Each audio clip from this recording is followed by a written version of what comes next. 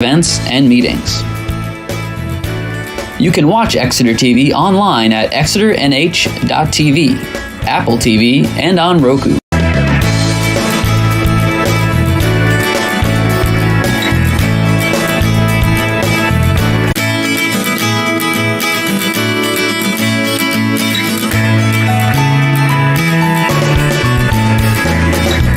Thank you for tuning in to Exeter TV. The meeting will be starting shortly. While we wait, let's learn more about Exeter TV. Exeter TV is the town's public and government access channels, available on Comcast channels 98 and 22. Channel 98 is your channel. If you have an idea for a program, want to host your own talk show, or submit a film, we're here to get your content on television. On Channel 22, we bring you live and replay coverage of government meetings and other town updates. A third channel, Blue Hawk Media, is operated by SAU 16 and can be found on Channel 13, with all your school sports, events, and meetings. You can watch Exeter TV online at exeternh.tv, Apple TV, and on Roku. Find us on social media for extra content. Subscribe to our YouTube channel and hit the bell to get notified about live streams and new content.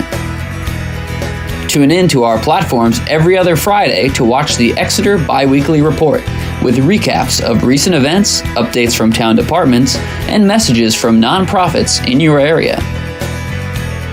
If you head to our website, exeternh.tv, we invite you to sign up to our newsletter to receive monthly updates about new content, upcoming meetings, and more. We'd like to thank you for taking the time to watch Exeter TV and hope that you tune in to our other content as well.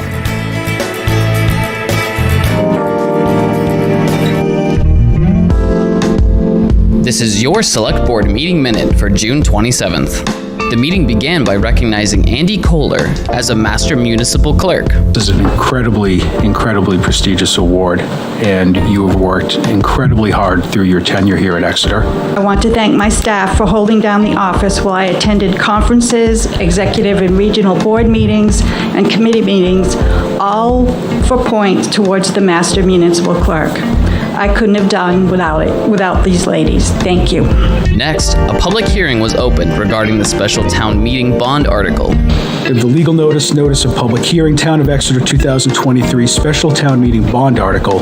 The Exeter Select Board hereby gives notice of a public hearing pursuant to RSA 33:8A on the following project regarding a bond and note as part of the special town meeting warrant article.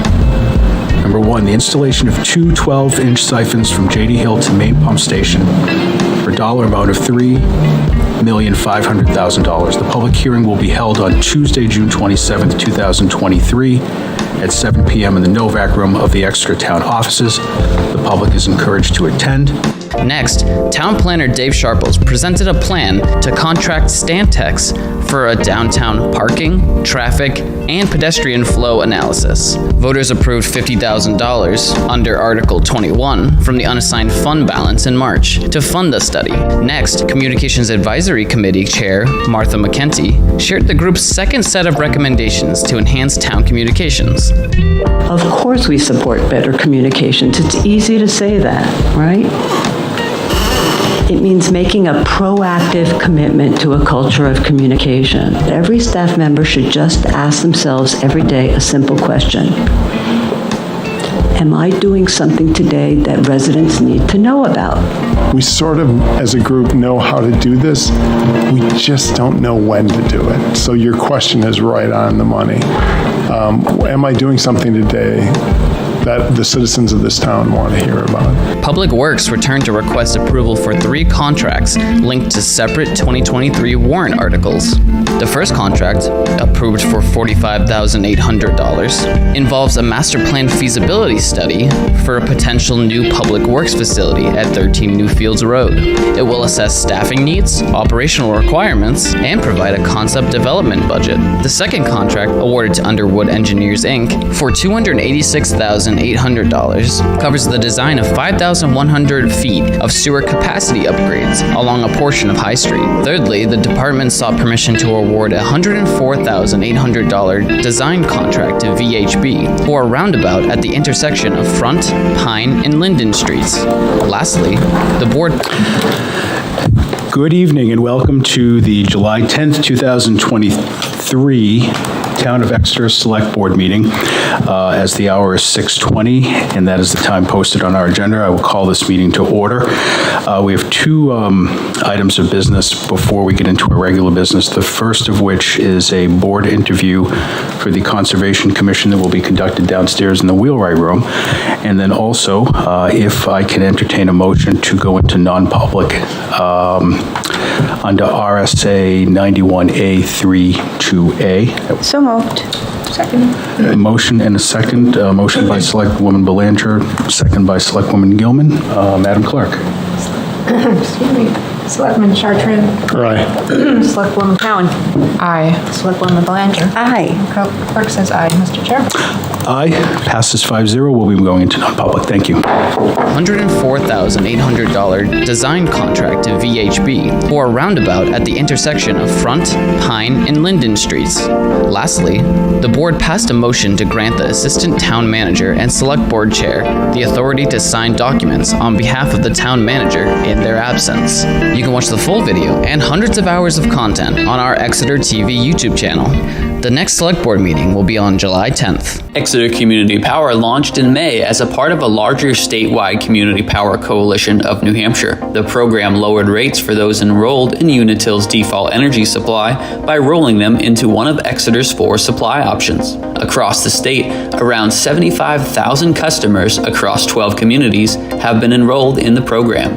The program thus far has created $14 million in value in the first 3 months. The coalition has recently grown to include 35 towns, cities, and counties, representing 24% of New Hampshire's population. New rates have been announced that go into effect on August 1st and run through January 31st. We spoke to Select Board member Julie Gilman, who serves as one of 2 representatives for Exeter, about how the launch is going and what's next for the coalition. For Q2, August through January, the rates have dropped again. And the interesting about it is the default rate is another 5 cents lower, which brings the higher end, if you would like to have 100% renewable energy supplied to your house or business, it's the same rate as what through June was the default rate.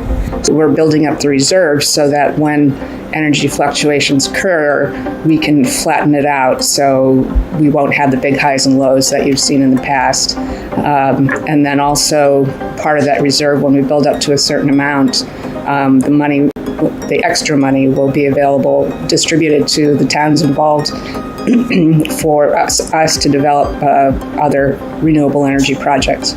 Residents interested in learning more about the Q2 updates and other Exeter Community Power information are encouraged to attend the July 10th Select Board meeting for updates or visit communitypowernh.gov/Exeter. Exeter is in the Great Bay watershed, which faces many threats from pollution. The town has invested millions into improvements to the wastewater treatment facility to address what is called point source pollution, or a single identifiable source of pollution. Another large source of pollution is called non-point source pollution, and it happens right in our own yards. The Healthy Lawns Clean Water Initiative is sweeping through Exeter, looking for folks from around town to educate residents on how their lawn management can help reduce pollution into our local waterways. We spoke with Kristen Murphy, the town's conservation and sustainability planner, regarding why the folks of Exeter should participate in this very important project. The Healthy Lawns Clean Water Initiative is an important initiative because what we place on our lawn matters. A lot of residents aren't aware that the Exeter River is part of our drinking water, and so when we place materials on our lawn, like pet waste or fertilizer, salt for our driveways, during rainstorms, all of that can wash across our landscape into our rivers, streams, and water bodies, either directly or through nearby storm drains. There are 5 easy steps associated with this commitment. 1, plant native plants. On the Healthy Lawns Clean Water Initiative, we have a variety of native plants. Step 2, mow higher. We're asking you to set your mowers at their highest setting about 3 inches above the ground. This will ensure your grass grows stronger and makes your lawn more resistant. Step 3 is let the clippings lie. Removing the clippings adds waste to our landfill, and allowing them to break apart on your lawn is actually a free source of fertilizer. And we're asking you to test your soil. Most established lawns don't need fertilizer at all. In New Hampshire, it tends to be pH that needs an adjustment. And then the last and final step is to water wisely. Most lawns only need about 1 inch a week. So we're asking you all to take the pledge and commit to a healthier Exeter River. If you're interested in taking the pledge, head to exeternh.gov and fill a quick Google form and put in your address if you'd like a sign to be placed in your yard to encourage others to join. The Sustainability Advisory Committee is inviting you to join in the fight against single-use plastics. Starting next month, the committee invites residents to join them in taking the Plastic-Free July pledge. Take the pledge, sign up on their website, and it's a great opportunity and a chance to see how you can reduce your reliance on plastic and single-use plastic in particular. The pledge consists of heading to plasticfreejuly.org and signing up to reduce the use of single-use plastics. By putting in your email, residents will get tips and tricks for how they can reduce their use of single-use plastics at home, on the go, at work, or out in our community. Actions can include things such as using reusable bags when grocery shopping, purchasing unwrapped food items, or using reusable cups. We have a real issue with plastic. As much as it is convenient and as much as a lot of brands say that they recycle or the plastic is recyclable, we are at a situation where a lot of the plastic doesn't get recycled. And Greenpeace recently did a report which showed that less than 9% of all plastic is recycled. We really need to move away from plastic, and there are so many alternatives available now. With participation all over the world, these small personal actions can have a positive impact globally on the oceans, for cleaner streets, and for the planet. The Sustainability Advisory Committee is looking to highlight local efforts and invites individuals, families, or businesses to share their efforts with the committee to show how Exeter is reducing plastics through the month of July. For more information about the pledge, visit plasticfreejuly.org, or for more local sustainability information, visit the town website exeternh.gov. At the May 18th meeting of the River Advisory Committee, Interim Public Works Director Paul Vlasic was joined by VHB consultants and staff from the New Hampshire Department of Environmental Services Dam Bureau to give an update to the committee on the feasibility study of the Pickpocket Dam.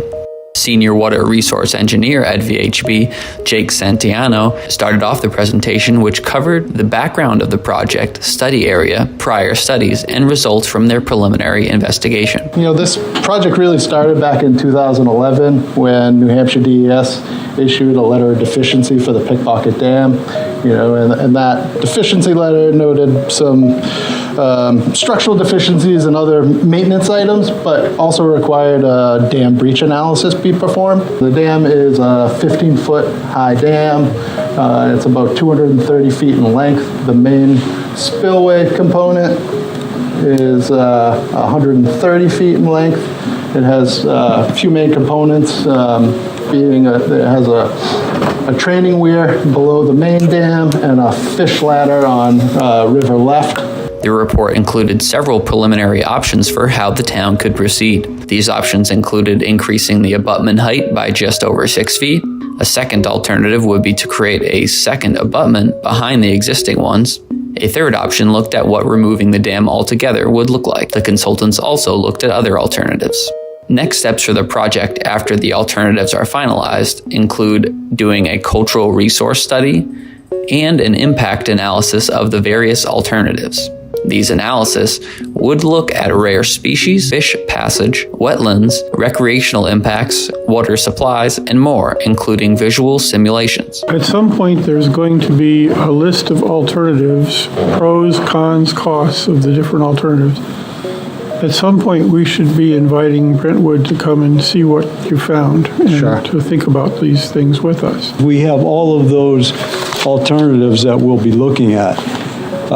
there will not be detailed analysis in every one of those. What we'll end up doing is pick, I think, 3 of them to do the detailed analysis. Some of them will rise to this is a good idea, and some will sink, that they're not a good idea fairly quickly. But we don't want to waste time on the other ones, so we'll be coming and analyzing at least 3 of them a little deeper.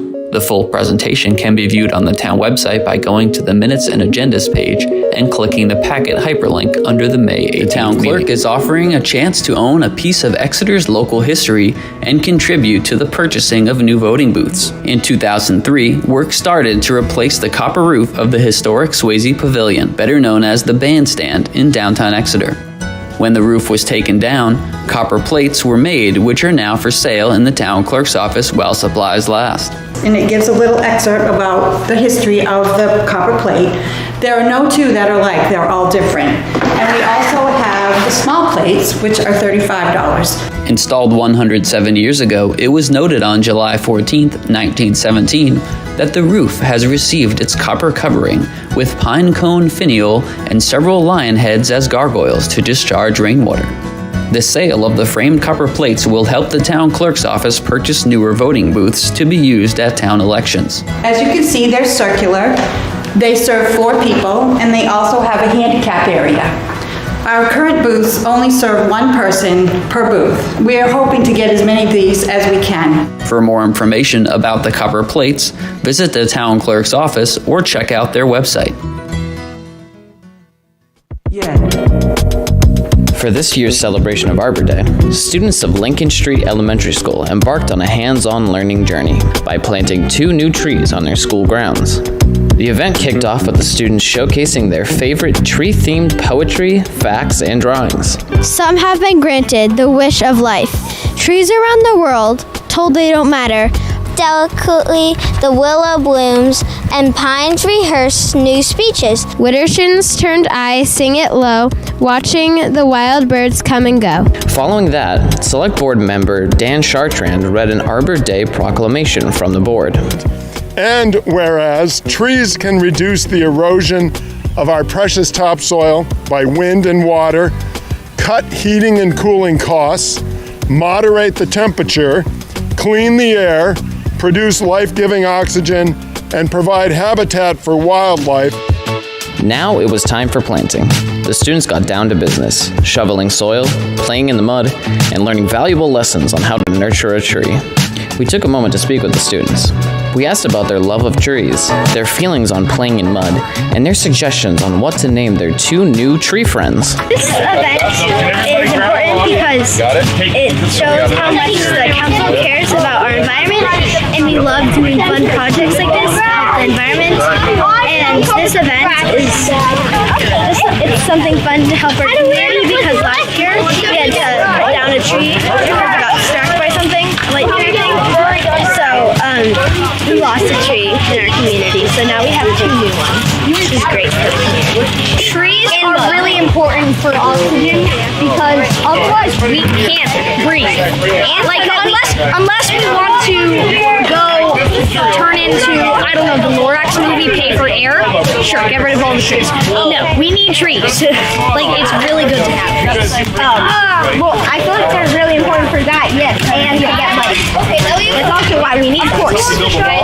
It makes oxygen, which makes water. Wait, does oxygen make water? No, it doesn't. Okay, thanks. Trees, I like that they give me air. They also give me paper, and I like to draw.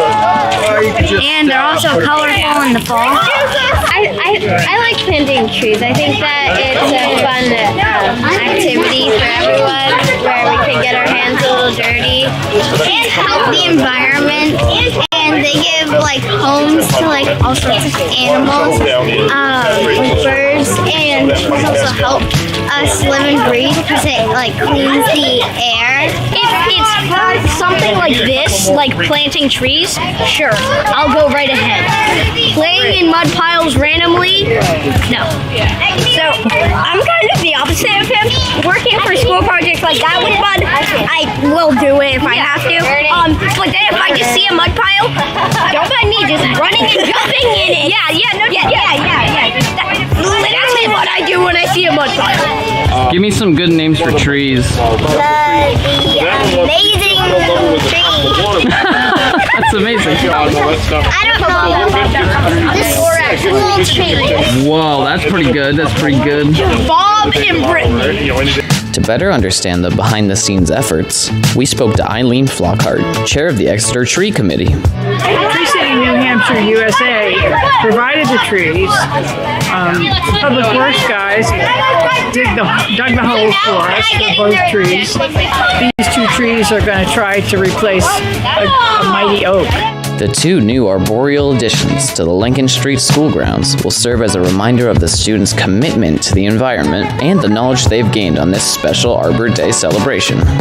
Last Friday, the sewer siphon project hit another milestone. A 12-inch reamer drill, which widens the hole, successfully made it from Swayze Parkway to the mill side of the river. This week, construction crews are using an 18-inch reamer for one final widening pass before the pipes are pulled through. As of June 22nd, the 18-inch reamer has drilled 325 feet across the river. With the first sewer siphon making good progress, attention is now turning to the special town meeting and election to address the second phase of the project. On Thursday, June 22nd, the Rockingham Superior Court approved the petition of the town to hold a special meeting and election, allowing the town to seek and potentially approve an additional $3.5 million to complete the project. The funding would come from a loan agreement from the New Hampshire Department of Environmental Services Clean Water State Revolving Fund with 10% loan forgiveness. Being a bond article, a 3/5 ballot vote is required for approval. The town will hold a deliberative session on the evening of July 11th, with voting taking place on August 15th. If the article is approved, the town would proceed with drilling, reaming, and laying an additional 12-inch sewer siphon to connect to the J.D. Hill area to the main pump station adjacent to Swayze Parkway. The process involves drilling a pilot hole under the river, which is then widened with reamers before the drill pulls the siphon through. This work would be conducted in the fall and continue into early winter. For more information regarding the sewer project and the upcoming town meeting and election, stay tuned to the latest news section of the town website, exeternh.gov. Have you ever been interested in building projects in town? My name is Amanda Kelly, and I'm the Vice Chair of the Facilities Advisory Committee.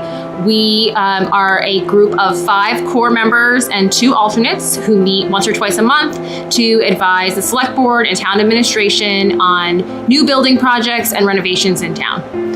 I personally am interested in the Facilities Advisory Committee for my ability to work on accessibility in projects in town, and other members include architects and facilities managers who have different areas of specialization. Anyone with a background in construction or those types of projects would be great for our committee, and we would welcome you to join. Hi, my name is Chris Weeks. I'm the chair of the Facility Advisory Committee. And as Amanda mentioned, we are a team of 5. We currently have 4 core members and are looking for at least another core member and 2 alternates as well. Just to get a little more detail on some of the projects we've worked on in town is we've worked with the town and the Select Board on the public safety complex feasibility study. We've worked with them on the recreation center acquisitions and building proposals prior to that. We also are working on a facility condition assessment, which will help the town actively manage their buildings going forward, and hopefully give the town administration a lot of good information that they can use to make financial decisions about the buildings in town. And with that, I would just say please feel free to volunteer and put in your application for the board. Thank you. If you're interested in learning more or applying to serve on a town board or committee, you can visit the town website for more information, or you can contact Pam McElroy in the town manager's office. She can be reached via email or by calling 603-773-6102. Thank you for watching this video. Longtime resident and former Select Board member Don Clement has been selected by the Gulf of Maine Council on the Maritime Environment to receive the Long Guard Volunteer Award. The award recognizes an outstanding volunteer with the Gulf of Maine watershed who has made significant contributions to conserving or managing the Gulf's resources. Teresa Walker, consulting planner for the Rockingham Planning Commission, nominated Mr. Clement for the award after working with him for decades on various projects on the local River Advisory Committee. With his leadership at the Select Board level, the Conservation Commission, the local Advisory Committee, and his volunteer work, a lot of things that people don't see him for on cable access television, every week. He has been a volunteer river quality monitor. He just works behind the scenes, I think, very quietly, always thinking for what is the best action we can take to protect the Exeter Swampscott River. Through his time on the Select Board and other committees, Don Clement was involved in many projects having a positive impact for the town and the watershed. Some of these projects include the Great Dam removal process, improving water quality through upgrades to Exeter's wastewater treatment plant, and many land conservation projects. When asked about receiving the award, Don was very humbled and talked about his favorite part about volunteering for the town.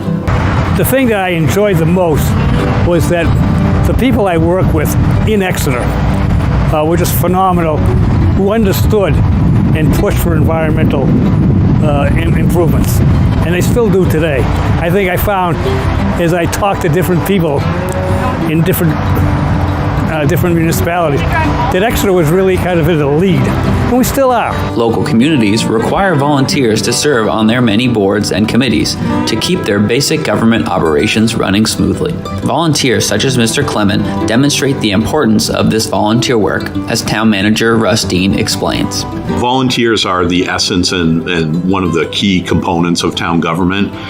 Town government just does not run as smoothly without qualified volunteers that serve in different capacities on different town boards and committees and commissions. In a form of government like we have in Exeter, SB2, it is particularly important because you have a lot of boards and committees and commissions that are responsible for putting forward not just ideas but actions.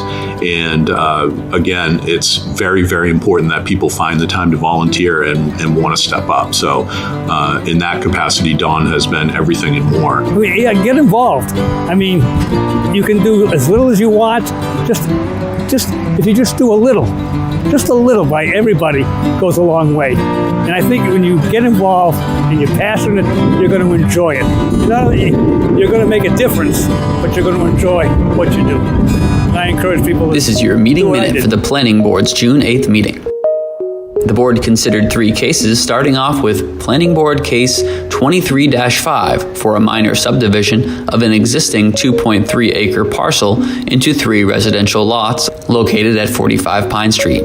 Due to its proximity to wetlands and the river, planner Dave Sharples recommended that if the board were to approve the subdivision, they add several conditions, including that the lots on the plan be deemed unbuildable until either a conditional use permit is secured or it is determined by the town that one is unnecessary. See that there's 2 very square rectangular lots that would receive their frontage from Nelson Drive, and the magnificent home that's here still would enjoy its driveway access from Pine Street as it does now and has for decades. So it's a pretty simple subdivision, albeit for what we're dealing with down here.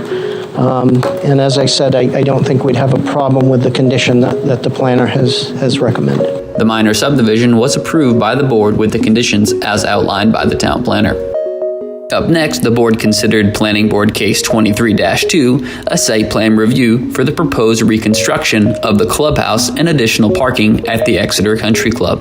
For those of you that aren't familiar, Exeter Country Club's kind of at the corner of Jade Hill and Webster Ave, or behind Hayes Park. The applicant plans to do several site improvements, including adding drainage islands and extending the sidewalk to where it currently ends further up the road. During public comment, several residents expressed concerns about drainage. Nobody wants a really good restaurant 400 feet from my doorway more than I do. I think that if the golf course can build a new building, improve the facility, improve what they offer to their customers, that's great. Because what is happening right now, our current state is one that I consider to be unacceptable. The parking lot as it sits, that is half the current size of what is proposed, catches enough water 5 or 6 times a year at least to completely overwhelm Exeter's catch basin system. After hearing these concerns, the board decided to hold a site walk on June 21st at 8 a.m. to look at the current parking and where proposed drainage improvements would go. The case will continue at the June 22nd Planning Board meeting. Planning Board Case 23-7 was a preliminary conceptual review for the proposed construction of a vehicle storage or display area and other site improvements for the property located at 127 Portsmouth Ave. The applicant will be appearing before the Conservation Commission in July to get their feedback before proceeding further with their application. To watch the full meeting or view the meeting packet, head to the Minutes and Agendas page on the town website. Thanks for watching. Our end goal is to ensure that this remains a community asset in perpetuity. This barn and farmland was a part of the original town landing. It's about a 50-acre property in town off of Newfields Road.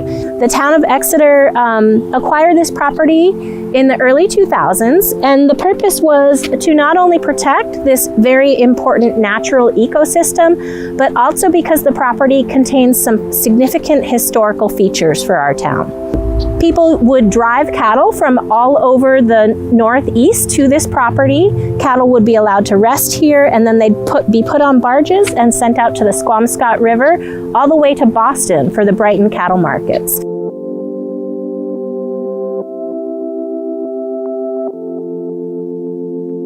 We've made significant repairs since acquisition. It had deteriorated to the point where we needed to really make a financial investment. And so we approached the town voters for some funding, $100,000. The Conservation Commission contributed $50,000, and we applied for a grant from LCHIP, or the Land Community Heritage Investment Program, for $100,000. So we had about $250,000 to conduct repairs on the barn. COVID had a significant impact on the building trades, and so materials, they were a lot more expensive. Costs went up substantially by $75,000. So we did have to alter and scale back the project a little bit. Our primary focus is to ensure the clapboards on the south and the east sides were addressed. They're also doing repairs to the windows and the doors, to the framing in the interior. Same with the foundation. Some work was done in the foundation to address some structural issues. They're ensuring all of these repairs do not impede the historical significance of the property. So once we have the repairs in place that we're talking about, primarily those related to structural integrity and to safety, we'll be able to open the barn up again for the public and hold things like stargazing or maybe open air painting. We could have films shown in the barn. Really, the possibilities are endless for how we can use this barn.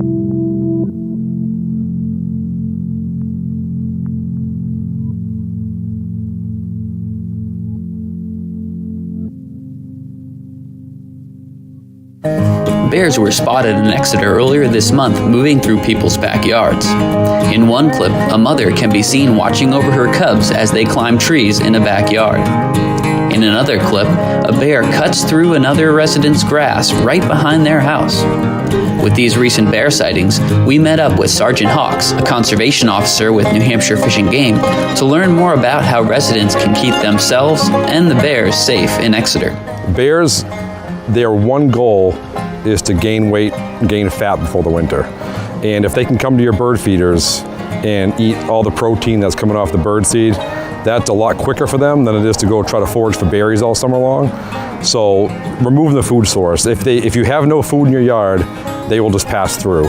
But if they've gotten food in your yard, say like bird seed, trash that you had out, even your grills, after you cook, there's like grease and on them, stuff like that. So if that's still there and the bear gets a meal, it'll keep coming over and over again to your yard and because it got a meal. It's got a quick, easy meal and it wants to keep coming. He went on to explain that bears may revisit areas several times, even after food sources have been removed, until they get used to not finding food, and then they will simply pass through. If you're out enjoying Exeter's beautiful trails and conservation properties and encounter a bear, don't panic and remain calm. The bears are likely more scared of you than you are of them. Most bears that I've encountered in New Hampshire actually don't want to be around humans. So if you're hiking and you see one, you make some noise, just act calm but make noise. I've always seen bears run off like that. The only time I've seen bears be a problem for people out of the blue is if they're being habituated to humans. If people keep feeding them on purpose, because there are people who feed them on purpose because they like to see the bears will act normal in their yard, but now that they're used to humans, they'll go to someone else's yard and not act normal. If residents are concerned with bear activity in their yards and have already removed food sources, they can reach out to New Hampshire Fish and Game with their concerns.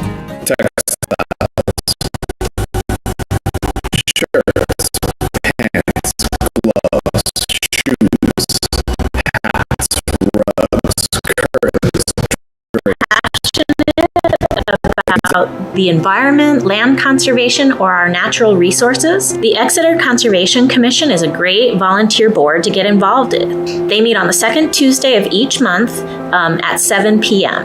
and we currently have 3 alternate positions available. The Conservation Commission is responsible for reviewing development plans for impacts to wetlands and wetland buffers. They manage over 2,500 acres of conservation land, oversee a very large and diverse trail network throughout town, and they also host recreation and conservation events throughout the calendar year. We do ask that if you're volunteering for our boards, that you commit to at least the monthly meetings. Beyond those meetings, there are a number of ways to get involved, and that's really based on your interest and your available time. If you're interested in natural resource protection, consider joining the Conservation Commission. It's a really fun board. They're very engaged. It's a great group of people. So if you have any questions about what the Conservation Commission does or areas that they work on, feel free to reach out to me. I'm Kristen Murphy, the Conservation and Sustainability Planner, and I provide staff support to the Conservation Commission. I can be reached by email at kmurphy@exeternh.gov or by phone at 603-418-6452. Thanks a lot, and we hope to see you on our board. If you're interested in learning more or applying to serve on a town board or committee, you can visit the town website for more information, or you can contact Pam McElroy in the town manager's office. She can be reached via email or by calling 603-773-6102. Thank you for watching this video. Are you passionate about lessening your carbon footprint? Are you passionate about reducing the amount of waste that goes to landfill? Did you want to encourage people to compost more, to recycle, to stop using plastic water bottles? If you're passionate at all about anything to do with environment, about the climate issues, about sustainability, then please come and become a member on our committee, the Sustainability Advisory Committee. I am currently the chair of the Sustainability Advisory Committee, Chetna Palmer.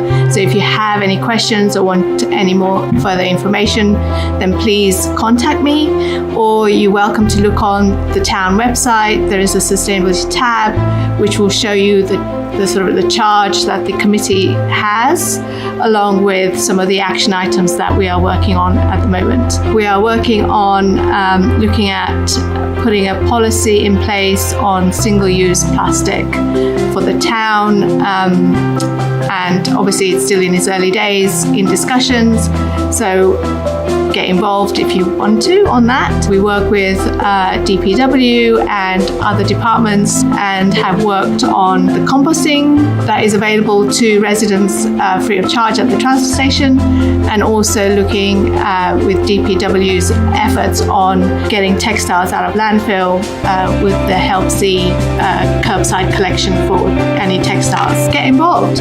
There's so much that we can work on, and the more people we have interested in doing outreach as well is another big key for the advisory committee.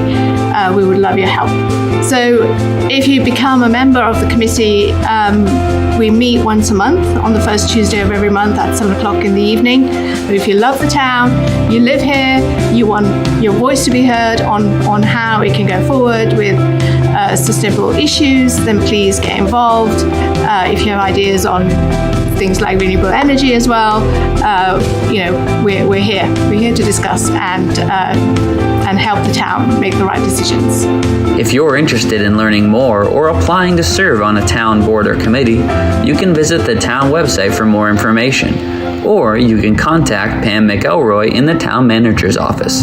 She can be reached via email or by calling 603-773-6102. Thank you for watching this video. Are you a communicator? Do you prefer social media posts or browsing on the websites? Do you like digital or print? I'm Bob Glowacki, the Communications Coordinator for the Town of Exeter. The Communications Advisory Committee is looking for 2 new members. The CAC helps the town evaluate new communication tools and platforms, improve existing communication channels, and advises the town on policies related to these tools. In the past, the group has held surveys to learn from the public, evaluated new technologies, and helped identify areas of improvement for the town's communications. Most recently, the committee worked to contribute feedback leading to a completely redesigned town website featuring social media links, highlighted content, and a week-at-a-glance calendar to create a more user-friendly experience. If you have a background in communications or are simply interested in sharing your feedback as to how the town can communicate better, please consider joining the committee. If you're interested in learning more or applying to serve on a town board or committee, you can visit the town website for more information, or you can contact Pam McElroy in the town manager's office. She can be reached via email or by calling 603-773-6102. Thank you for watching this video.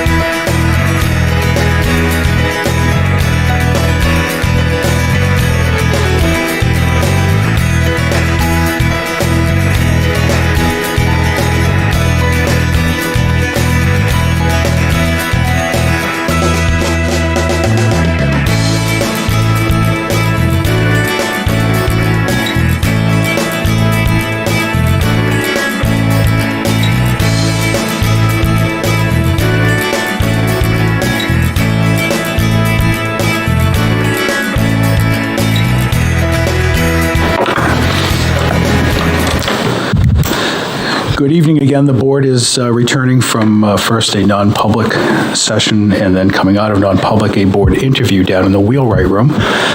So we're back up here in the Novak room to commence our regular business. First, we'd like to say good evening to everyone in Exeter. Good evening to my colleagues on the board, respective town staff in attendance, the public in attendance, and certainly those of you watching at home. Welcome to the July 10th, 2023 Town of Exeter Select Board meeting. I'd like to start by introducing the board. To my right is Selectman Dan Chartrand. Good evening. Good evening, Mr. Chair. Our Vice Chair, Selectwoman Molly Cowan. Good evening. Good evening. Our Clerk, Selectwoman Julie Gilman. Good evening. Good evening. Selectwoman Nancy Belanger. Good evening. Good evening, everyone. Our Town Manager, Mr. Rustine. Good evening. Good evening. And we have our Recording Secretary, Joanna Bartel. Good evening. And my name is Nico Papakostandis. We'll start with public comment. This is an opportunity for anybody in the public to come up and make comment to the board. We do ask if your comments are relative to an agenda item, you wait till that item comes up. I'll pause for a moment. Okay, seeing no public comment, we will move on.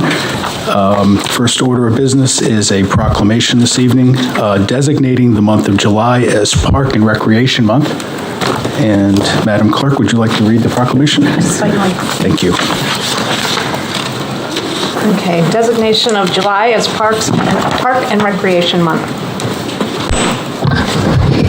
Whereas Parks and Recreation is an integral part of communities throughout the country, including the town of Exeter, and whereas Parks and Recreation promotes health and wellness, improving the physical and mental health of people who live near parks, and whereas Parks and Recreation promotes time spent in nature, which positively impacts mental health by increasing cognitive performance and well-being, and alleviating illnesses such as depression, attention deficit disorder, and Alzheimer's.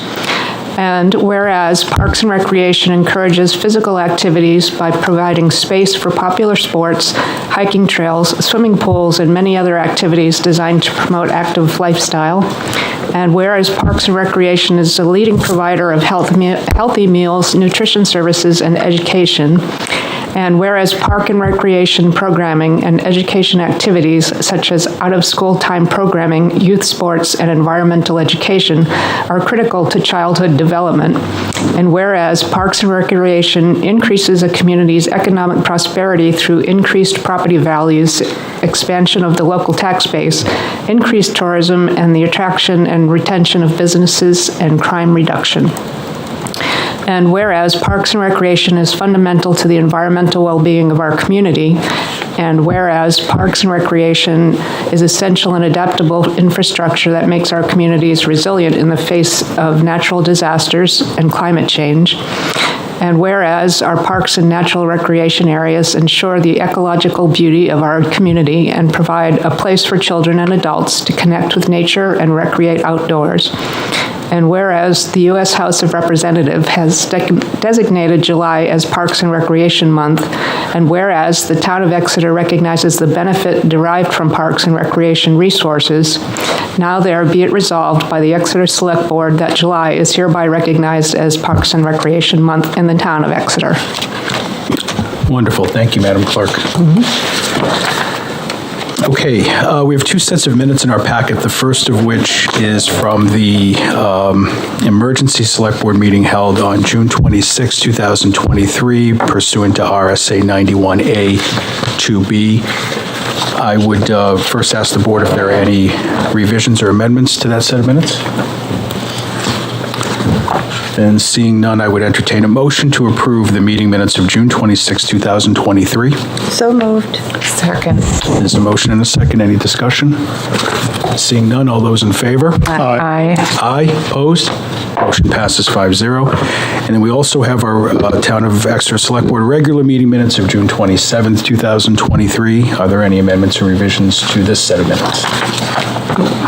Okay, seeing none, I would entertain a motion to approve the Exeter Select Board regular meeting minutes of June 27th, 2023. So moved. Second. It's a motion and a second. Any discussion? Seeing none, all those in favor? Aye. Aye. Aye. Opposed? Motion passes 5-0. Thank you. We have two appointments this evening. The first is we conducted an interview downstairs for The Conservation Commission opening, we interviewed Mr. Keith Whitehouse, and this is for a regular voting member term to expire August of 2026. April, Mr. Chairman? I'm sorry, April 30? I'm thinking the summer. April 2026. Thank you, Mr. Dean. You're welcome. If there are no comments or discussion, I would entertain a motion to appoint Keith Whitehouse to a voting position on the Conservation Commission for a term to expire April 2026. So moved. Second. The motion and a second. Any discussion? Seeing none, all those in favor? Aye. Aye. Opposed? Motion passes 5-0, and we thank Mr. Whitehouse for volunteering his service. Next up, every 3 years under RSA 128, each town is required to nominate and or renew the health officer position. The current term for our health officer, James Murray, who's here in attendance here this evening, will expire on July 23rd, 2023. Attached in our packet is the nomination form for our consideration and also for a signature. I would first ask the board if there are any comments. And seeing none, I would entertain a motion to reappoint James Murray as the health officer for a term to expire in 3 years under RSA 128. So moved. Second. There's a motion and a second. Any discussion? Yes, with great thanks that you're entertaining this again. Yes. I agree, Molly. I second that. Any other comments? We have a motion and a second. All those in favor? Aye. Aye. Opposed? Motion passes 5-0. Thank you, Mr. Murray, and thank you for your service. And regrettably, we have one resignation to consider this evening from the Sustainability Advisory Committee. Stacy Rogers, who was serving a term to expire April 2026, due to just a busy work and life schedule, just didn't feel that she was able to complete her term. And I know she did a lot of great work with the Sustainability Committee and the subcommittees within the Sustainability. She was quite active throughout the last year. So I think it's with regret that we consider, Mr. Chartrand, you're the Select Board rep. Did you have anything you wanted to add? It was great to have her service on that committee, and I'd like to make a motion to accept her resignation. Second. It's a motion and a second. Any discussion? Seeing none, all those in favor? Aye. Aye. Opposed? Motion passes. And Stacy, we thank you for your service. And moving forward, our first discussion item is to reopen the continued public hearing for the special town meeting bond article. So I would entertain a motion to open the public hearing. So moved. Second. It's a motion and a second. Any discussion? Seeing none, all those in favor? Aye. Aye. Opposed? Public hearing is opening. I'll read the legal notice. Notice of a public hearing, the Town of Exeter 2023 Special Town Meeting Bond Article. The Exeter Select Board hereby gives notice of a public hearing pursuant to RSA 33(8)A on the following project requiring a bond and note as part of the special town meeting warrant article. Installation of two 12-inch siphons from J.D. Hill to the main pump station in the amount of $3,500,000. The public hearing of Tuesday, June 27, 2023 has been continued to Monday, July 10, 2023 at 7 p.m. in the Novak Room of the Exeter Town Offices. Dated June 28, 2023, signed by me. I'll read the town warrant. To the inhabitants of the town of Exeter and the county of Rockingham and the said state qualified to vote in town affairs, the first session, you are hereby notified that the first session, deliberative session of the special town meeting will be held on Tuesday, July 11, 2023, beginning at 7 p.m. at the Town Hall, 9 Front Street, Exeter, New Hampshire. The first session will consist of explanation, discussion, and debate of the following warrant article, and will also afford voters who are present the opportunity to propose, debate, and adopt amendments to the warrant article. The second session of the special town meeting is to vote on the special warrant article as it may have been amended at the first session, which will be held on Tuesday, August 15th, 2023 at the Talbot Gymnasium at the Tuck Learning Center, 30 Linden Street, Exeter, New Hampshire. Polls for voting by official ballot will open at 7 a.m. and close at 8 p.m. Special Article 1, installation of two 12-inch siphons from J.D. Hill to main pump station in the amount of $3,500,000. To see if the town will vote to raise and appropriate the sum of $3,500,000 and $0 for the purpose of installation of two 12-inch siphons from J.D. Hill to the main pumping station, and to authorize the Select Board to enter into a loan agreement of up to $3,500,000 through New Hampshire Department of Environmental Services Clean Water State Revolving Fund for this purpose. The loan will be repaid as follows: a 10% forgiven by agreement with NHDES and $3,150,000 sewer fees over 10 years. The estimated tax impact is no tax impact, sewer funds plus 10% loan forgiveness. A 3/5 ballot is required for approval. And as we have opened the public hearing, I would entertain anybody from the public to come forward. Discussion. And I will ask anybody online if they'd like to come forward for discussion. Seeing no hands online and nobody at the podium, I would entertain a motion to close the public hearing at this time. So moved. Second. It's a motion and a second. Any discussion? Seeing none, all those in favor? Aye. Aye. Aye. Opposed? Motion passes. Public hearing is closed. At this time, I would ask the board if there are any questions or comments regarding the special article number 1. I have a comment. Please. This meeting is, the first session, the deliberative session is tomorrow night at 6 o'clock in the town hall. 7 p.m. I'm sorry, 7 o'clock. We need you there. Yes. We need everyone there. At the emergency meeting of June 26, 2023, the board voted 5-0 to approve the special warrant article. At this time, I would entertain a motion to reaffirm the warrant article as presented. So moved. Second. It's a motion and a second. Any discussion? Seeing none, all those in favor? Aye. Aye. Opposed? Motion passes 5-0. Thank you. Okay, so the second part of this is a request for the board to consider a procedural defect meeting on September 5th, 2023.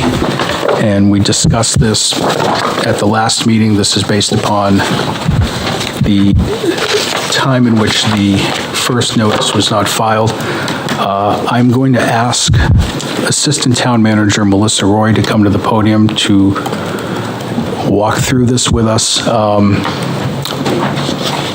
Assistant Town Manager Roy and I worked with legal counsel as we walked through the special town meeting. And Melissa, if you could just inform the board and folks here and folks at home exactly what the procedural defect meeting is. Sure. Good evening, board. There is a very specific state set of guidelines when you hold a special town meeting that require public notices to be posted in certain locations and in certain timeframes. And in May, we did happen to miss one of the 24-hour posting deadlines. However, when we did petition the court, we did let the judge know that, and we let the judge know that we would be seeking to hold a procedural defect meeting, special town meeting, in September. So the court was aware of that and knew that we were aware of it and going to rectify it. So this procedural meeting is essentially our way to fix the missed posting in the appropriate legal way. And I was in court with Attorney Spector Morgan and Interim Director Vlasic, and the judge felt very confident that the town of Exeter was taking the steps to remedy the situation.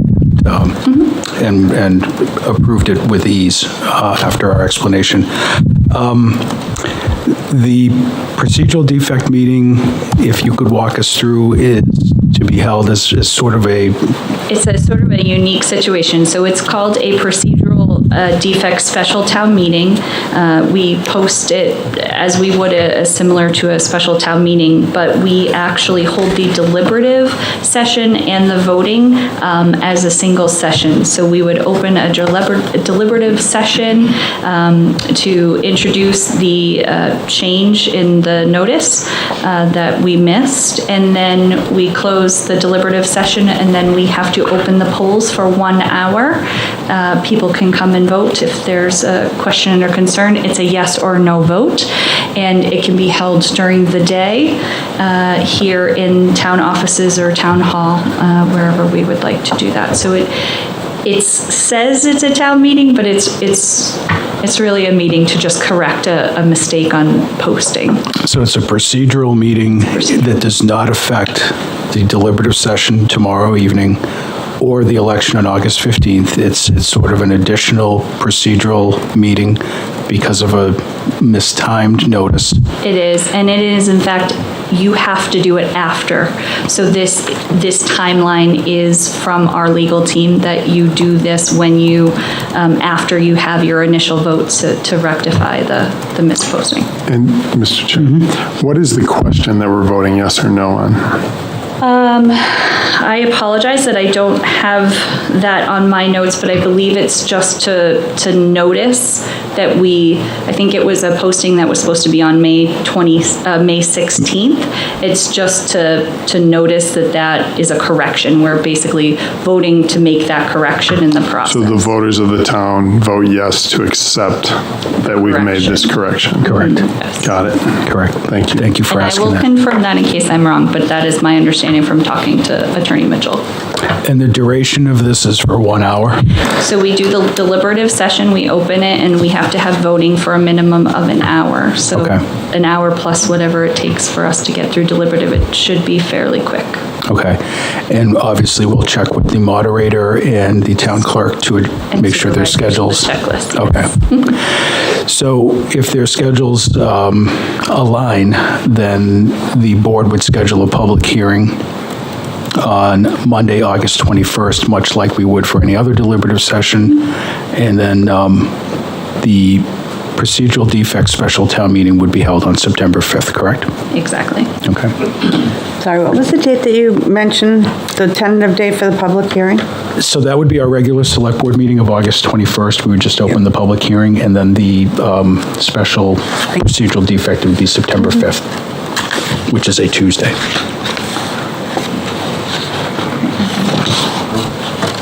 Mr. Dean, do you have anything else? No, nothing to Okay. Any other questions from the board? Then I would entertain a motion to vote to hold a procedural defect special town meeting on September 5th, 2023, and to also schedule a public hearing for Monday, August 21st, 2023. With time to be determined? With time and location of September 5th to be determined. Thank you. I'll move that. Second. Any comments or discussion? Okay, seeing none, all those in favor? Aye. Aye. Aye, opposed? Motion passes 5-0. Thank you. And thank you, Melissa. Next, we have an exciting presentation. We have members of the Community Power Aggregation Committee here to give us an update. Lou Hitzrow, good evening. Good evening. Nice to see all of you. Nice to see you and to be invited to do this. I think it is exciting. Anytime. So my job basically is to give you an update on what's happening with community power, both statewide and in particular in Exeter. So I'm going to start by going over the most recent enrollment data that we have that came out on the 26th of last month.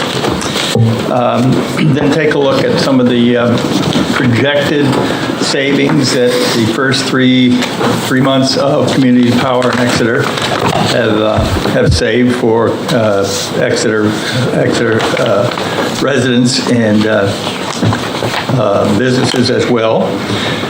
We'll take a look at the new rates, and then there are a couple of other things, kind of new things we're looking into before we ride off into the sunset at the end of this coming year. What you're looking at there, and then, by the way, Russ, thank you for copying this stuff for us. You're welcome. What you're looking at is the total number of customers that are now served by Community Power Coalition of New Hampshire. Their energy, their electrical energy is being supplied by CPC&H. That makes CPC&H the second largest supplier of energy in the state of New Hampshire. Both Unitil and who's the other one? Oh, Liberty. Liberty have fewer customers than does CPC&H. What you're looking at as you go down the table, granted, as you know, there are 4 different supply services that are available through CPC&H: Granite Basic, Granite Plus, Clean 50, Clean 100. So you can see that Granite Basic is by far the most popular, as you'd expect. 8% for Granite Plus, that means people have opted up to Granite Plus because the default is Granite Basic in most cases. There are several towns in New Hampshire where Granite Plus is the default. In other words, Granite Basic is not available. So that accounts for a fairly large total at the 33% level there. 50%, 100%, as you'd expect, quite a bit less. One of the things that is interesting to me, if you look down at the bottom, the opt-outs, out of 76,000 total people, or total, I should say, total customers, only 353 opt-outs. These are people who decided, no, we don't want to participate in community power, we're opting out. And pretty impressive that that's such a small number. Let's go to the next slide. This is the same data, but just for the town of Exeter. So you can see there are about 7,000 total enrollees. This is residents and businesses. And again, if you look down at Granite Plus, a rather small number, Granite and Clean 50, Clean 100, not a significant number of people have opted up into those. Again, our default is Granite Basic, so most everyone who has been moved into community power is at the Granite Basic level. Only 41 opt-outs.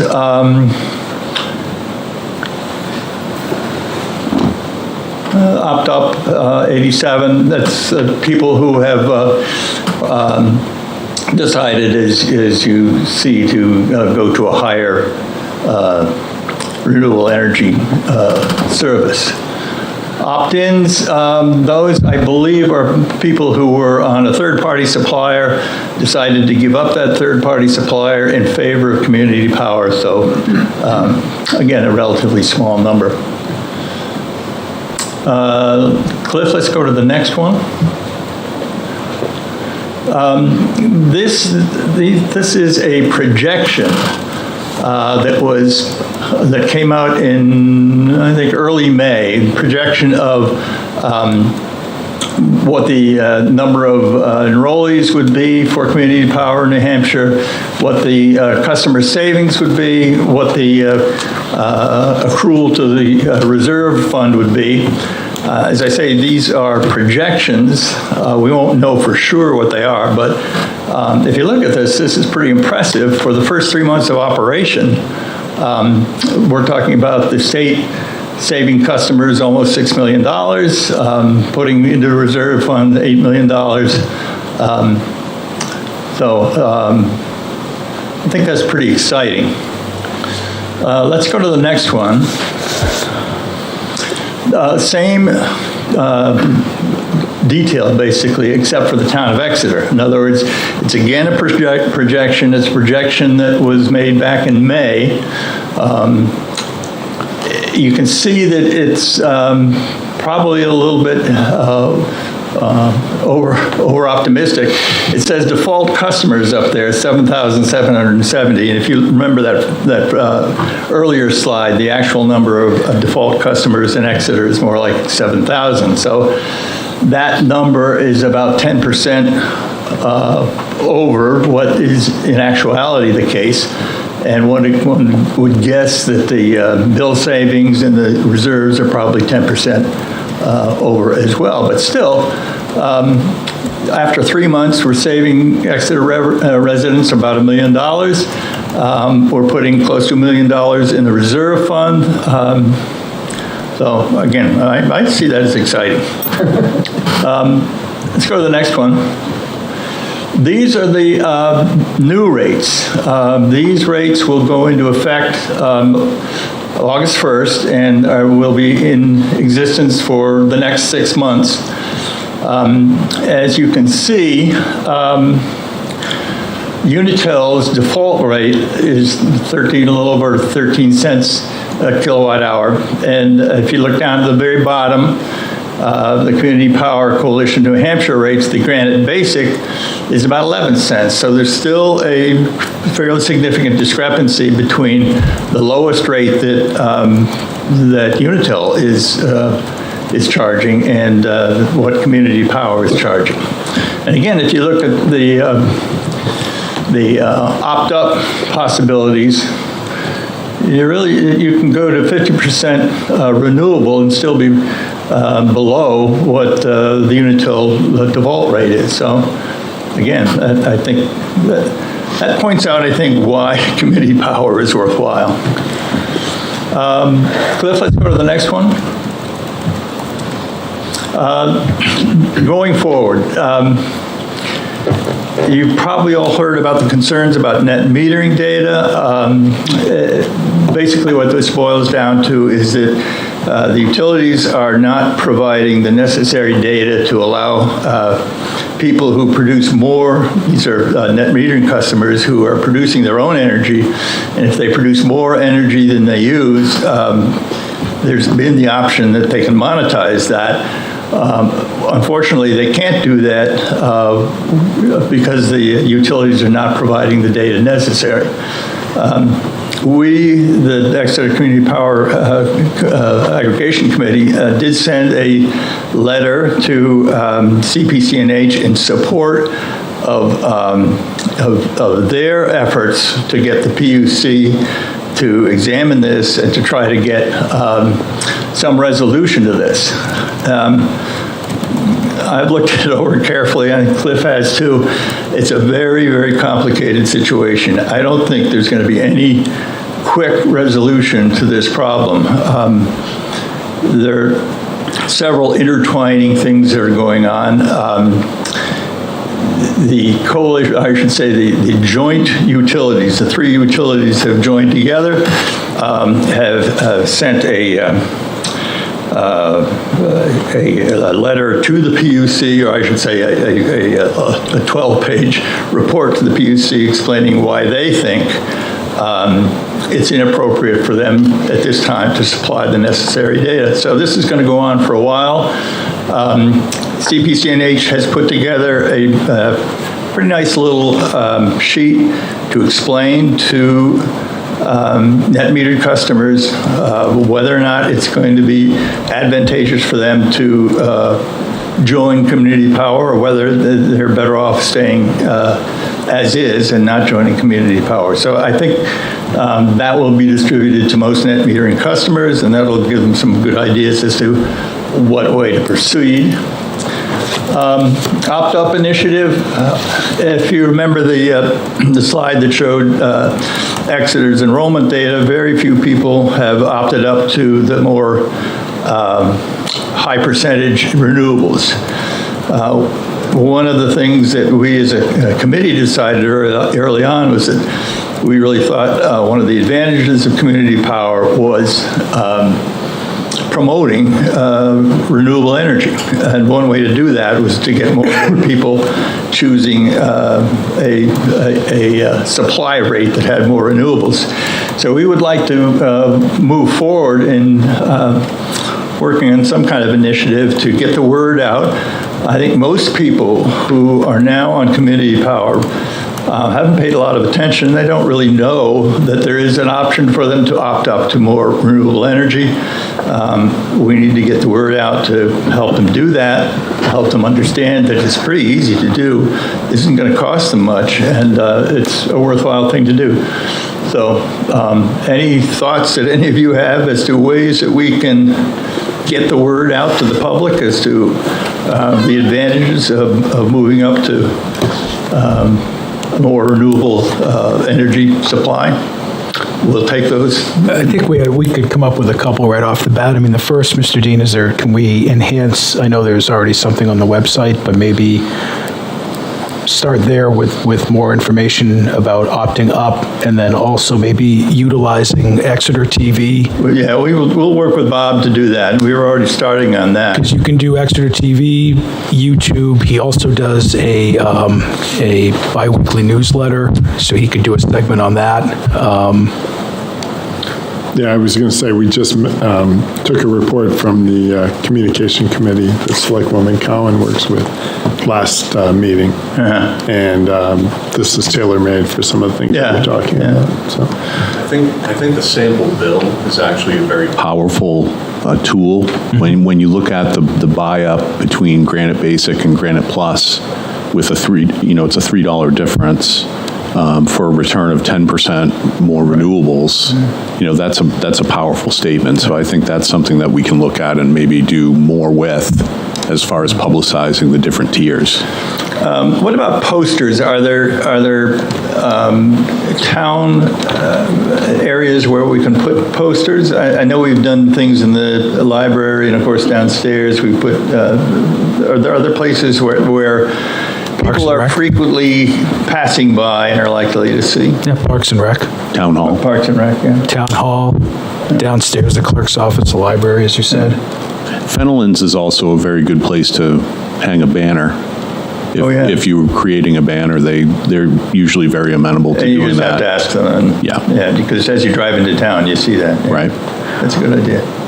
Have you worked with the Sustainability Committee and specifically Kristen to see about grants for, like a micro grant for some social media or some enhanced and increased communications around this? Yeah, we worked with Kristen a lot, but we have not in that specific venue. But this is a possibility too, I guess. Because I mean, I think I could think about like, targeted Facebook, social media, Google, all of that stuff. I mean, you have to pay somebody to do it. And so you could see if you could apply for a grant or grant funding or, something like that. CPCNH did have funding for us early on to get the word out about community power on its own, whether they have money left over and would give us something to, if they have money in the budget, I think they would do it because it's in their interest as well. But. Yeah, no, I think that they would too, but I also could think of a lot of, sustainable businesses or, who would be interested in helping to promote this. Yeah. And I would also, I also think that it's something that we should talk about putting, as we're talking about what the communications capacity and role is, like this seems like something that the town should be supporting, some sort of social media budget or sophisticated targeted online advertising component of what we're doing in order to make sure that our residents know about the things that are available to them. Yeah, it's important that they know about it. I think it's a little, we worry a little bit about having people feel that they're being pushed into this by the town, if you see what I mean. So in some ways, it might be better for it to come from a different, yeah. But on the other hand, the majority of the town did vote to do this. So that's true. Yeah. But I do think that there could be something as simple as, energy costs too high. Click here to see how you can lower your, it's like something that's, paying into, whatever it is, Well, we made up a little thing that said if you can't afford to put solar panels on your roof, here's a way that you can support clean energy. So that's maybe a way to go too. Yeah, and I think that you could do something for, a couple $1,000s. You just, you'd have to have somebody do it. Yeah, but do you think Kristen is the person to see about? I think I would start with her in terms of, is there grant money available? Is there charitable foundation money? Is there, there are a bunch of different environmental orgs that would be interested potentially, and especially if people banded together, would the coalition, want to fund something like this? Yeah. Those are my thoughts. I think that Kristen's incredibly successful when it comes to obtaining grants, or at least identifying grants. So, and while you do that, in the meantime, we have resources here that we can start with between Exeter TV, the website, posters around town, and then move to the next. Yeah, because I think that it is, sometimes you just have to go to them, and they're on their phones and on computers, and that's where they are. Good. Oh, and just to follow up, I did a little 20-second blurb for the TV.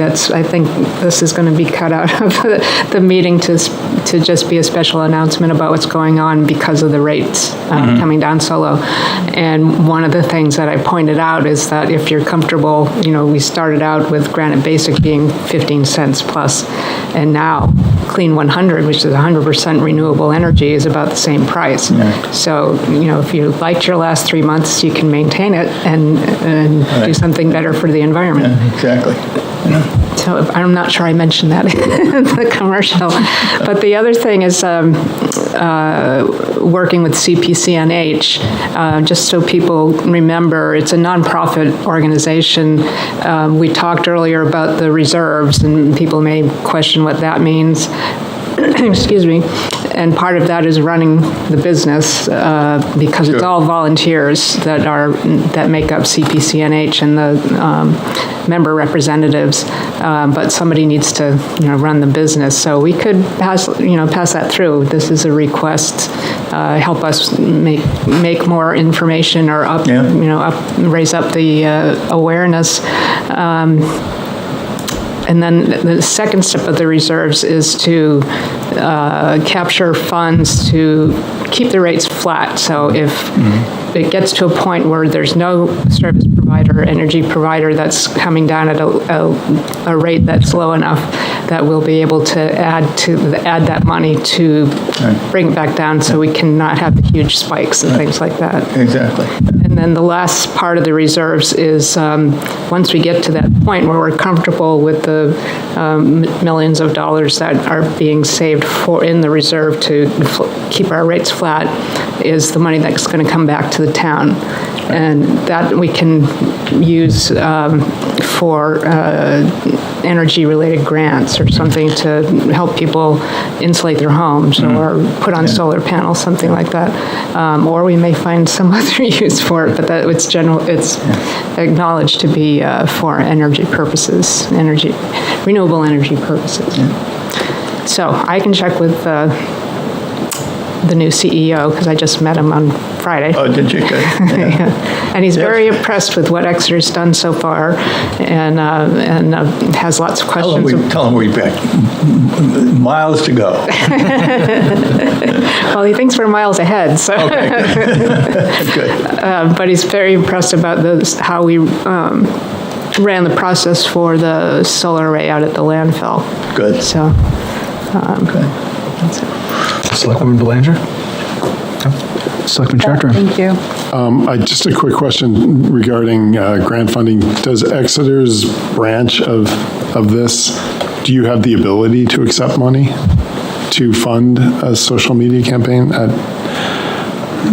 Well, if it were given to us, I think so. I know if CPCNH provided us with money, I mean, they've already provided us with money. We did inserts in the water bills, and they reimbursed us. So there's a way for There's a way of doing it. There's a way for money to be routed to you through the statewide organization. Still willing to do that. I mean, that was for the startup of the whole procedure. That's just one more thing you want to check out before you start doing grant applications. Mr. Dean's confirmed that we can do that. They can. So, yeah, I mean, any funds that would come to the town to support the kinds of things that we're talking about could be accepted by the board. Got it. As unanticipated revenue and then spent directly after a hearing. I think that was done when we were just forming CPCNH, and we were taking donations from organizations to do just that, to get the word out there so that we attract more towns. Any other questions? Other than thank you, as always. Well, thanks for all the support we've gotten over the 2 years or so from the select board, and it's been I think we feel we've accomplished something. A great deal, I would say. And this is exciting, and when you come, it's usually exciting. So please come back anytime you'd like. With more good news. Okay. Thank you. Thanks again. Thank you all. We'll come through that. So we have some more good news, exciting news from our Parks and Recreation Director, Mr. Greg Bisson. Mr. Bisson, good evening. Good evening, Mr. Chair. In your packet, you will find a letter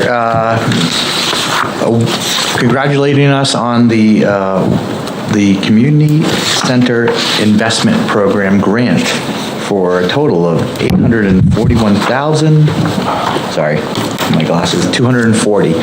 If you remember previously, you guys voted to allocate $155,000 towards a match. We're excited. Now the hard work is to begin. Now we currently have an RFP out for architectural and engineering to get schematics and demo plans and construction documents, and then hopefully we'll be back in a few months to put an RFP out for construction. But what we really need is affirmation of the grant to accept it, and then obviously allowing someone higher than me to sign any said documents that would need to be signed. Well, that's fairly easy and straightforward. But first, are there any questions or comments from the board? None. No, congratulations. Yes. I gotta give thank you. David Tovey worked a lot on this and did a great job as well. So it was definitely a team effort and a very thorough application. Congratulations on the application and the award. That's great. But in your description of what you were doing, you remarked on having an RFP for the construction. But what about an RFP for the design and documents? No, we have that out now. Okay. Yeah. Thank So you. we have to get all those documents so then we can come back and put another RFP out and hopefully have, just a reminder, a caveat is we need to start the construction project within 6 months. So the time is ticking. Yes. Any other questions for Mr. Bisson? And seeing none, I would entertain a motion to accept the Community Center Investment Program grant from the Community Development Finance Authority on behalf of the Town of Exeter Multi-Generational Community Center in the amount of up to $841,240, and to further authorize the town manager or his designee to sign all appropriate paperwork. So moved. Second. It's a motion and a second. Any discussion? Seeing none, all those in favor? Aye. Aye. Opposed? Motion passes. Thank you, Greg. Thank you. And I'll piggyback off of the Energy Committee. We did get our energy audit back from 10 Hampton Road, and they will be very excited to see what is proposed to bring up our energy efficiency at Hampton Road. Cool, terrific, thank you. Thank you. Thanks. Greg, thank you, and to Mr. Tovey, and I think the Assistant Town Manager had a hand in that as well. So many thanks to all of you, the team. Next on our agenda, we have the 2023 Classification and Compensation Plan. I know we have our Finance Director, Assistant Town Manager, and Town Manager, all of whom can speak to this. Yeah, so this proposal in your packet, as the board is aware and as has been reported previously, we hired MRI to do a classification and compensation analysis study for the town, and they've completed their work, and so tonight you're seeing the recommendations for that. What it includes is essentially a revised list of classifications and grades with each of our town positions for the non-union group listed as part of that. There are a total of 20 grades that are being proposed. That matches the current grading system that we have in place today. There have been a few positions that have been moved in terms of grades, so the list is fairly comprehensive. And to go along with that position listing is a non-union pay plan that was recommended by our consulting firm, MRI, and was vetted by the Finance Director, the Assistant Town Manager, HR Director, and reflects a 75th percentile market adjustment to 4 positions in town service under the non-union umbrella.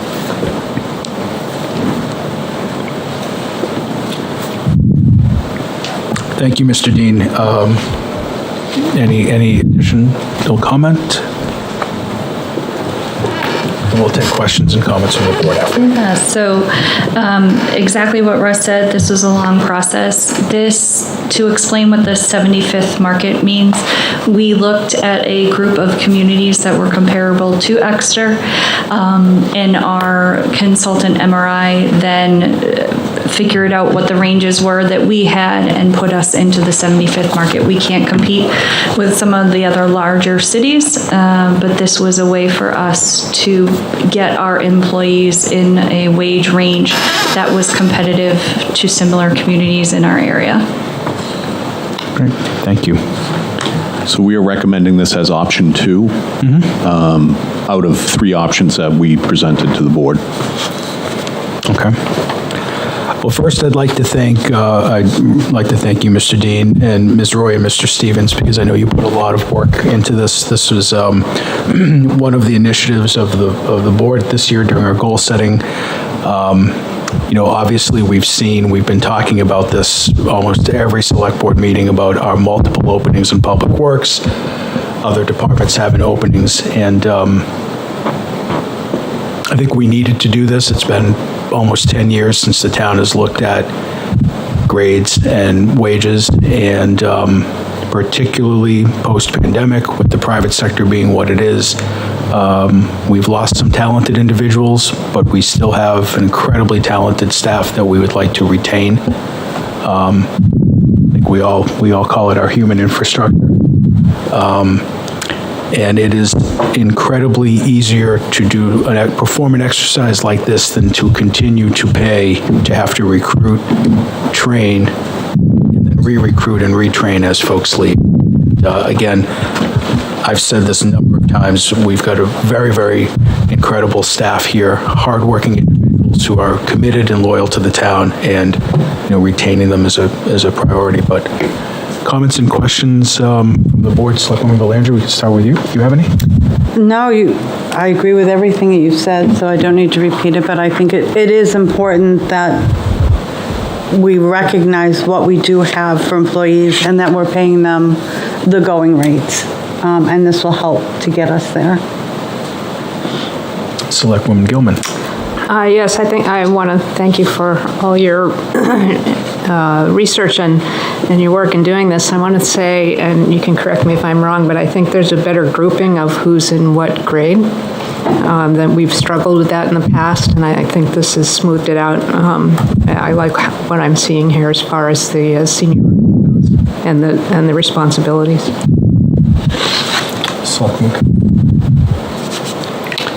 I don't want to take more time to add my own thoughts to what's already been said, but I will just echo my own thanks and our thanks to our employees, without whom the town would not run, and we need to recognize and appreciate and pay them accordingly. Well said. Selectman Chartran. I agree with what Selectwoman Cowan just said. And I'm in favor of doing this. Okay. So before us, we have an opportunity to move not only classification and grades, but also a non-union pay plan that was presented as option 2 to the Select Board. So if there are no further questions or comments, I would entertain a motion to accept the Exeter non-union proposed FY 2023 classifications grades as presented in option 2, effective July 30th, 2023, and to further accept the Town of Exeter non-union pay plan proposed under option 2, effective July 30th, 2023. So moved. Second. It's a motion and a second. Any discussion? Seeing none, all those in favor? Aye. Aye. Opposed? Motion passes 5-0. Thank you again, and thank you to all of our employees. Okay, moving into regular business, Madam Clerk, we do have a handful of abatements. I'll hand that over to you. Yes, without objection, these abatements all are requested for the same property, so I would like to make one motion for all of them. Please. Okay. Mr. Chair, I move to abate taxes on map 111, lot 5, unit 7, in the amount of $223.62 for the tax year 2021, $225.07 for the tax year 2020, $214.32 for the tax year 2019, and $165.05 for the tax year 2022. Second. It's a motion and a second. Any discussion? Seeing none, all those in favor? Aye. Aye. Opposed? Motion passes 5-0. Thank you, Madam Clerk. There are no permits and approvals this evening, so Mr. Dean, I'll hand it to you for the town manager's report, please. Okay. I had my report. Here it is.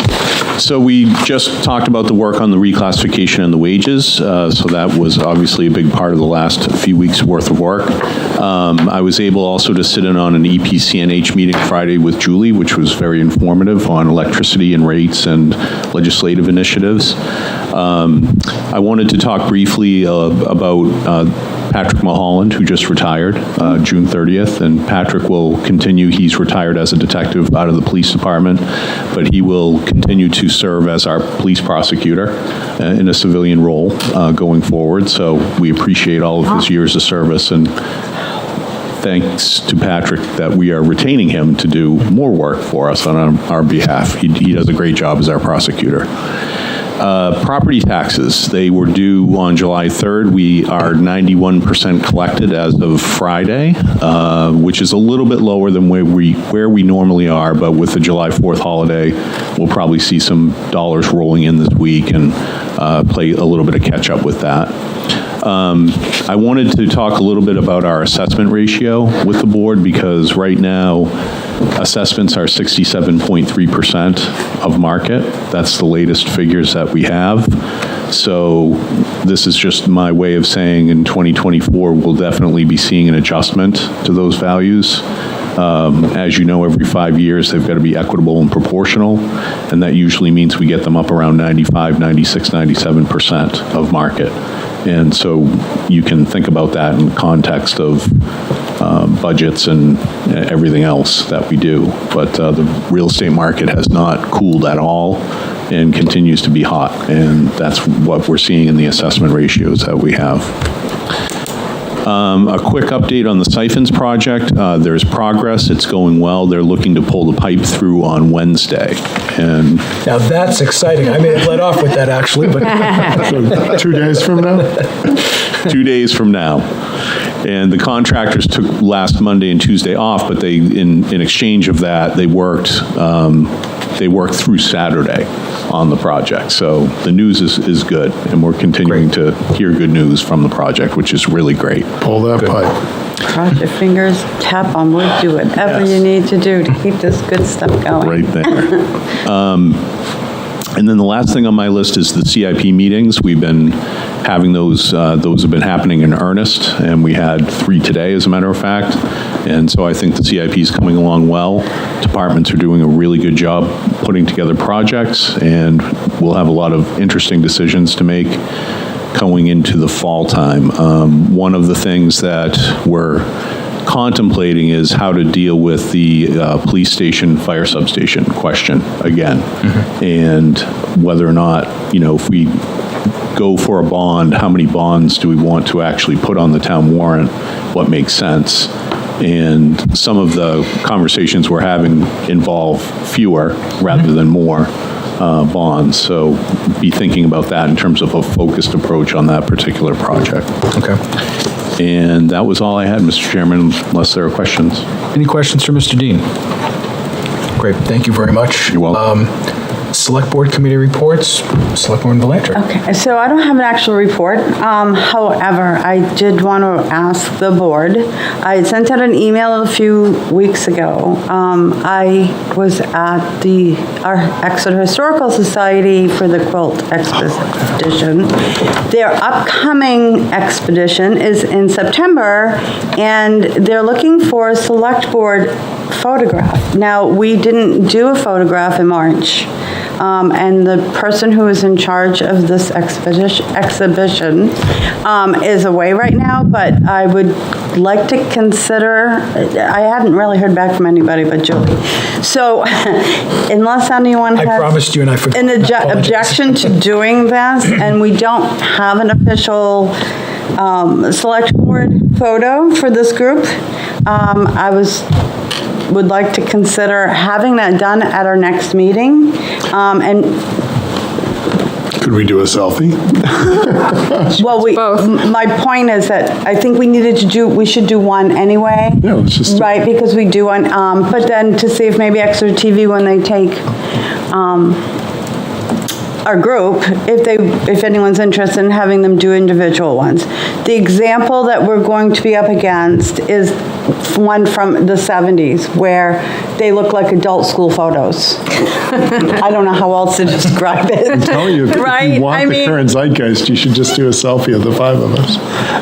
Whatever. I just would like to participate in this. We've been asked. So we'd like to participate, but you make a good point. Mr. Dean, could we have somebody here at the next meeting to take a photo of the... Absolutely. Nothing on the website. Yeah. And while we're at it, can we change during the commercial on Channel 22, it's the Select Board from 2019 that runs? So maybe changing that out. Yeah, that would be nice for people to see. Our board is, While we're talking about the subject, is the board interested at all in individual pictures as well? So a group picture and then individual pictures? I could not care less. I know. I think I would like to see that as being consistent with what I saw that we're going to be compared to. Yeah. That's the only reason why I put it out there. Yeah, let's do the 5 of us. A group picture, I think, is really important. Which we should have done a few months ago. Anyway, it is the current board. But then if we could at the same time just do individual ones, and then I could give them to the Historical Society. Oh, they want individual or they want a group? She said both. I said both because 1, we don't have a group one, and 2, I'm comparing to what they showed me. I'm not sure it's Vicki Fuller-Geist. I'm not sure what Vicki is actually looking for. I didn't want to keep bugging her when I wasn't hearing back from anybody. So if the request is from somebody else, I would be happy to have an individual picture taken. I just think it would be better to do group and individuals and just get it done. Yes, that is unless fine. There's an objection. No. Thank you. I withdraw all objections. Thank you. Thank you. I have a really nice shot from 1970. When did I first run? Anyway, 16 years ago. Did you have a committee report though? I missed the Energy Committee because I was at the State House, but they talked about, our next meeting is this Wednesday, we'll continue the building codes discussion about whether or not we want to adopt any pieces or updates to the building code since the state has approved upgrading from 2015. And then there's a grant application for, and I have to say the word mobile homes, to encourage them to apply and for energy retrofits and energy-saving retrofits. And I just want to say, I'm using the word mobile homes. It's been manufactured homes for a number of years now, but it was that changed at the State House because manufactured homes also include kits, homes that are log cabin kind of things that are put together on site,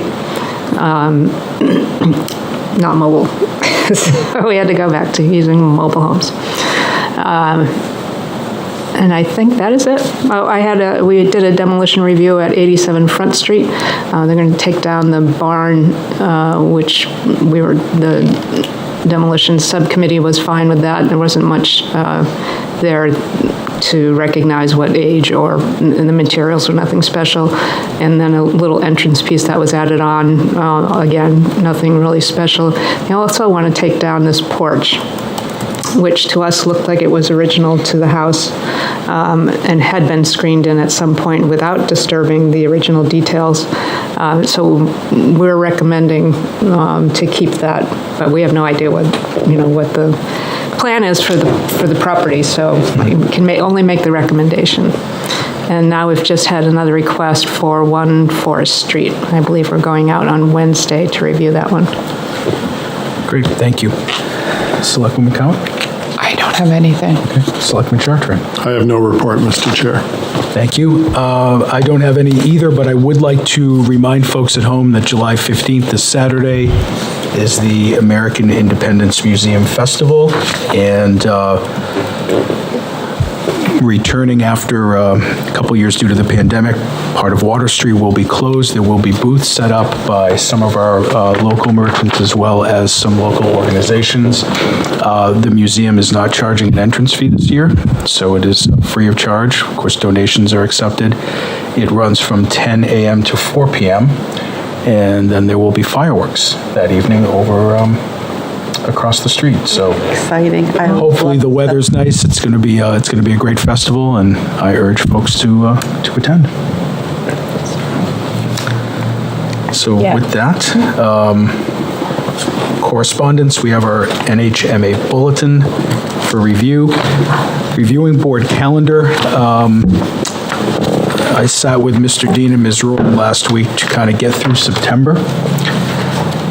So, of course, we met this evening. For regular scheduled select board meetings, we have July 24th, August 7th, August 21st, September 11th, and September 25th. Wait, okay.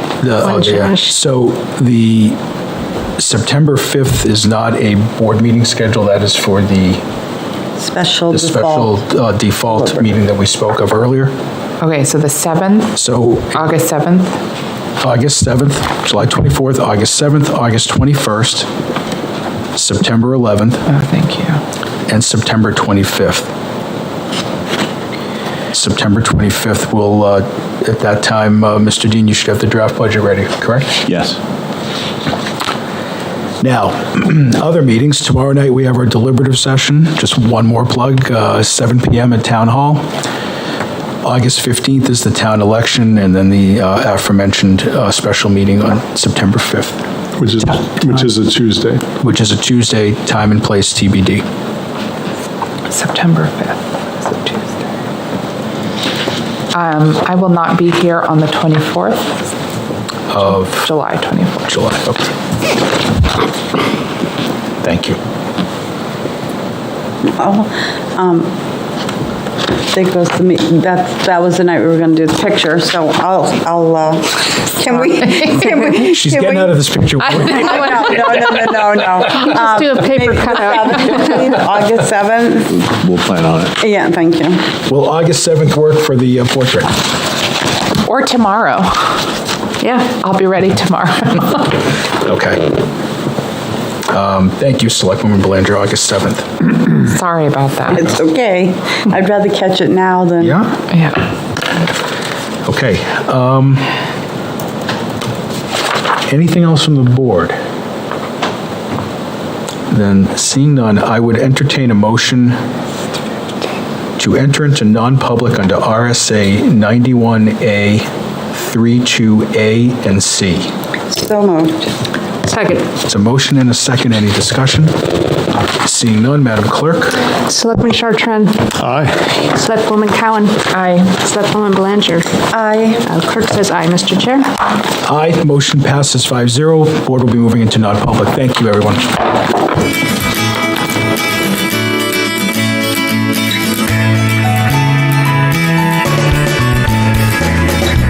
Thank you for tuning in to Exeter TV. Exeter TV is the town's public and government access channels, available on Comcast channels 98 and 22. Channel 98 is your channel. If you have an idea for a program, want to host your own talk show, or submit a film, we're here to get your content on television. On Channel 22, we bring you live and replay coverage of government meetings and other town updates. A third channel, Blue Hawk Media, is operated by SAU 16 and can be found on Channel 13, with all your school sports, events, and meetings. You can watch Exeter TV online at exeternh.tv, Apple TV, and on Roku. Find us on social media for extra content. Subscribe to our YouTube channel and hit the bell to get notified about live streams and new content. Tune in to our platforms every other Friday to watch the Exeter Biweekly Report, with recaps of recent events, updates from town departments, and messages from nonprofits in your area. If you head to our website, exeternh.tv, we invite you to sign up to our newsletter to receive monthly updates about new content, upcoming meetings, and more. We'd like to thank you for taking the time to watch Exeter TV and hope that you tune in to our other content as well.